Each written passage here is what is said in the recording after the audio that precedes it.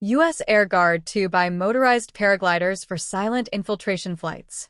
A North Carolina Air National Guard unit, part of the U.S. military's part-time reserve force, wants to give its people the ability to quietly fly themselves into places a helicopter would get shot down trying to reach. And the shopping list it just published reads less like a defense contract and more like gear for an extreme sport that somehow ended up on a battlefield. The North Carolina National Guard's procurement office issued a solicitation this month seeking backpack-mounted powered flight systems, essentially motorized paragliders that let a single service member launch on foot, fly under their own power, and land again without needing a runway, helicopter, or parachute drop aircraft. The National Guard Bureau notice, tied to the 145th Airlift Wing at Charlotte Air National Guard Base, set an original deadline of July 24, 2026, then extended it to July 31,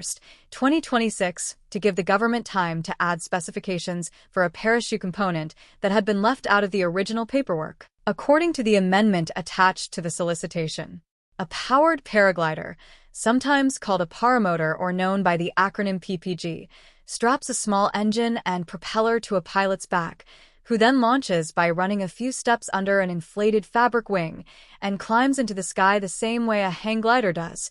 just with an engine doing the work a strong headwind would otherwise provide. This is not some quirky one-off purchase, since powered paragliders have quietly become a serious tool for militaries around the world precisely because they are almost impossible to detect, generating minimal radar signature, minimal heat signature, and barely more engine noise than a lawnmower, advantages that matter enormously to anyone trying to slip into contested territory without announcing their arrival. U.S. Marine Corps Special Operators publicly demonstrated paragliding infiltration capabilities at a showcase event in Tampa in 2024, flying in as part of a scenario that involved hunting down a swarm of enemy drones, according to reporting from the war zone. That same low observability cuts both ways, though, since Hamas militants used powered paragliders to launch their October 2023 attack on southern Israel, a stark demonstration of how effective the technology can be for anyone trying to cross a defended border undetected,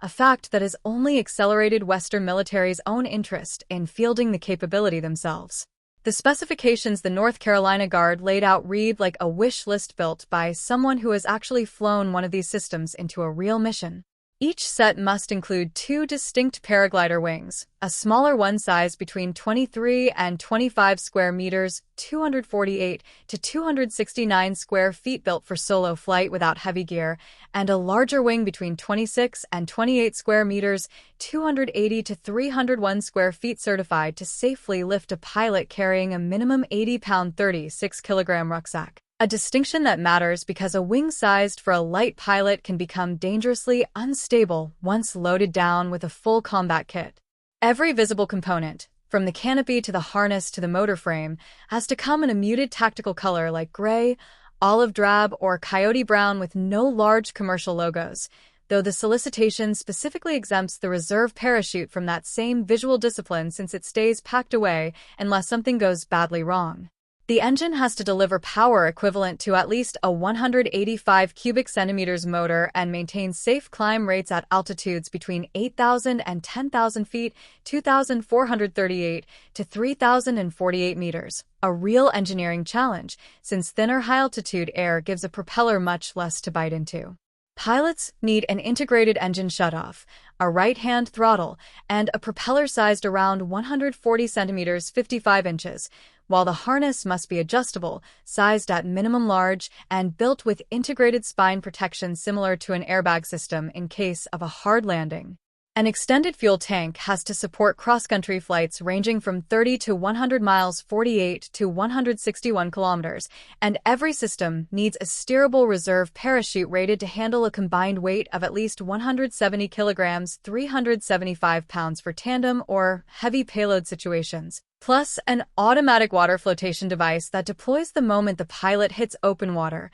a detail that hints at potential use in maritime interdiction or overwater infiltration scenarios the notice itself never spells out. Training makes up a substantial share of the requirement as well, with a solicitation calling for roughly 21 days of flight instruction for 2 personnel covering everything from basic visual flight rules ground school to cross-country navigation exercises culminating in a 100-mile self-sustained flight, short takeoff and landing techniques, tactical formation flying, emergency water survival training described in the document as wet silk training, and night operations conducted with night vision goggles. A separate 10-day course would certify 2 maintenance technicians to service the specific flight system and engine once delivered. The government is treating the whole package as a commercial acquisition set aside for small businesses, meaning only companies below a 350 employee threshold under the aircraft manufacturing industry classification are eligible to bid,